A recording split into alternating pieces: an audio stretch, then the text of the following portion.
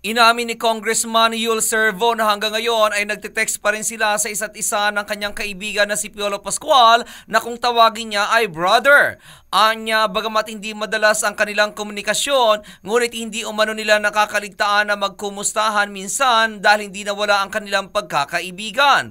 Sinabi pa ni Yul na natutuwa rin siya dahil nung birthday ni Piolo ay sa distrito niya ginawa kung saan parang dinala umano nito ang asap at namigay din ng mga donuts, sardinas at groceries kung saan 5,000 umanong residente ang napasaya nito.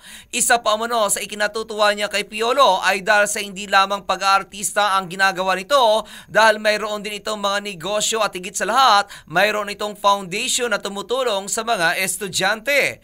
Inamin din ni Yul na muli niyang kinontak si Piolo upang humingi ng tulong para sa mga batang ginawa niyang scholar para mabigyan ang mga ito ng sapatos kung saan target umano nila na mabigyan ang 200 hanggang 1,000 bata. At yan aking balita. Ako naman si RH43 Rocky, ang inyong kaliga sa mundo ng showbiz.